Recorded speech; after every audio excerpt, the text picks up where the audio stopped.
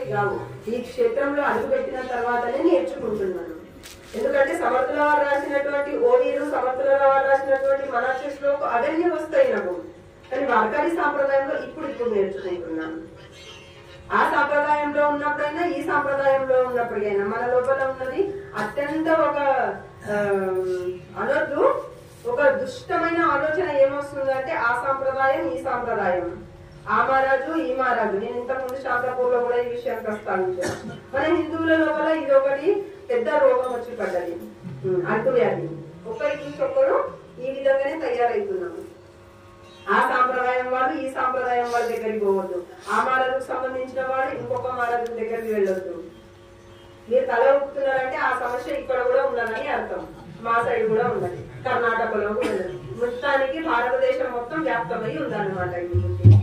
మరి ఏంటి మనం హిందువులం ఒకటైతాం, అక్కడనేమో సాధు సంతులు జాగో హిందూ జాగో అని అంటారు, హిందూ హిందూ భాయి భాయి అని అంటారు, జాతి పాతతో కరో విదాయి హంసబ్ హిందూ భాయి భాయి అని గ్రామ గ్రామాల లోపల ఉత్తర భారతదేశంలో కూడా వాళ్ళ కష్టాలు అనుభవిస్తున్నారు. మన ధర్మం పైన ఎలాంటి అరాచకాలు జరుగుతున్నాయి, మనకి ఏమేమి చేస్తున్నారు అనేది వాళ్ళు స్వయంగా అనుభవిస్తున్నారు. కాబట్టి వాళ్ళకి ఆ నొప్పి తెలుస్తున్నది, వాళ్ళు గొప్ప కొడుతున్నారు.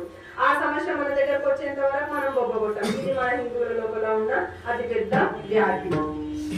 ఇప్పుడు కాదు, కొన్ని వందల సంవత్సరాల నుంచి సాధు సంతులందరూ మనల్ని నిద్ర లేపుకుంటూనే వస్తున్నారు, కానీ మనం కుంభకర్ణుని కంటే ఘోరమైన నిద్ర లోపల మునిగిపోయి ఉన్నాం. ఇది మన సమస్య. గమనించినామా ఎప్పుడైనా? ప్రస్తావన దేవద్దు, కానీ ప్రస్తుతం మన భారతదేశంలో 3 మతాలు కొట్లాడుతున్నాయి. ఒకటి క్రైస్తవ్యం, ఒకటి ఇస్లాం, మూడవది వచ్చిన తర్వాత మన సనాతన ధర్మం అయినటువంటి హిందూ ధర్మం. వాళ్ళిద్దరు మన పైన తాచుకొని ఉన్నారు. ఎప్పుడెప్పుడు దొరుకుతామా, ఎప్పుడెప్పుడు మింగేతామా, ఎప్పుడెప్పుడు వీళ్ళ గుడులన్నీ పూల్చేసేద్దామా, ఎప్పుడెప్పుడు వీళ్ళ సాంప్రదాయాలన్నీ మట్టిలో కలిపేద్దామా, ఎప్పుడెప్పుడు వీళ్ళ సాధు సంతులకు అందరికి కొట్టి చంపేసేద్దామా. ఆ సమస్య మన వరకు రాలేదు, కాబట్టి మనం ఇంకా నిద్రపోతూనే ఉంటాం. వాళ్ళు వచ్చి నరికి పడేసిన తర్వాత నోరు తెరుస్తాం. ఇప్పుడు కాదు, కొన్ని వేల సంవత్సరాల నుంచి ఛత్రపతి శివాజీ మహారాజుకి అన్ని యుద్ధాలు చేయాల్సిన అవసరం ఏమున్నది? ఛత్రపతి సంభాజీ మహారాజుకి శరీరం అంతా ముక్కలు ముక్కలైపోతుండగా అన్ని కష్టాలు అనుభవించి మన ధర్మాన్ని రక్షించవలసిన అవసరం వాళ్ళకేం వచ్చింది? మరి వాళ్ళు అంత బలిదానం చేసి ఈ రోజు ఈ దేశాన్ని మన చేతికి అప్పగించిపోతే మనం ఏం చేస్తున్నాం? మనం తాగుతాము, తింటాము. బయట సిటీలకు పోతే అయితే కొంతమంది యూత్ ఉంటారు, యువత, వాళ్ళు హాయిగా బాగా డ్రగ్స్ కి అలవాటు అయిపోయి తాగుడికి పబ్బులని అవి అని ఇవని తాగి కందనాలు జీవితాలు మొత్తం నాశనం చేసుకుంటున్నారు. ఈ పరిస్థితి ఇంకా వాళ్ళ దాంట్లో లేదు తెలుసా?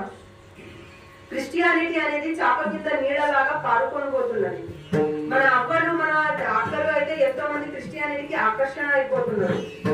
ఒక దయ్యం పట్టంగానే చర్చికి పోయి దయ్యం విడిపియంగానే చర్చికి పోవడం స్టార్ట్ చేస్తున్నారు. సండే సండే జరుగుతుంది. రేపు మీ వరకు రావచ్చు, మీరు కూడా వెళ్ళొచ్చు. కాబట్టి సనాతన ధర్మాన్ని కాపాడుకోవాల్సిన అవసరం ఉన్నది.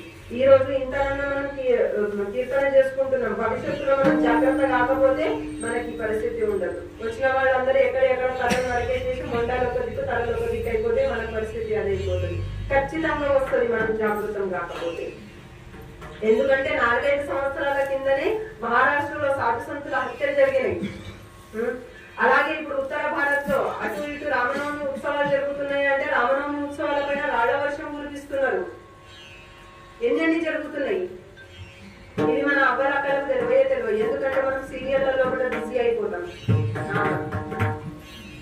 యువత మొత్తము షార్ట్ వీడియోల్లో కూడా బిజీ అయిపోతాం. మా ఆడవాళ్ళు మొత్తం సీరియళ్లలో బిజీ అయిపోతాం. ఇక మీరు దేంట్లో బిజీ అయిపోతారో నాకు తెలియదు.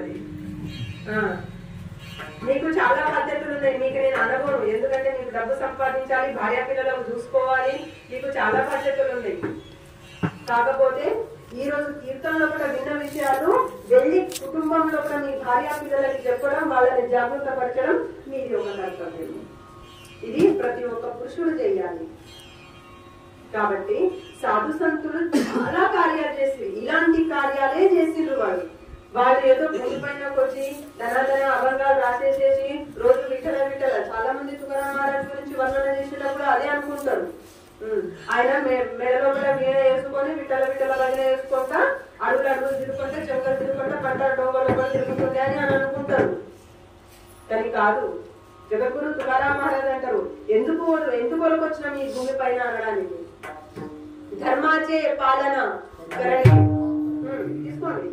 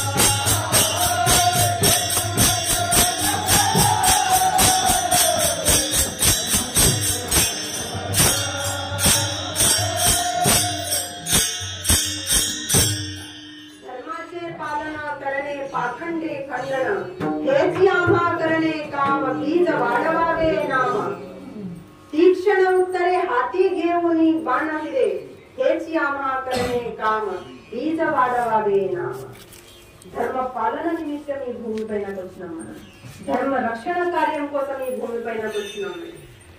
మనం ఇందు గురించి ఆలోచన చేసినామో ఒకసారైనా. కేవలం సాధుసంతుల కర్తవ్యం ఒకటే కాదు, వాళ్ళందరూ మనల్ని జాగృతం చేసి మీరు ఈ కార్యం చేయండి అని మనకు ఒక పని అప్పగించిపోయిండ్రు. ధర్మాచే పాలన కరణే పాఖండ ఖండన. ఈ విషయం గురించి నేను చాలా గ్రామాల్లో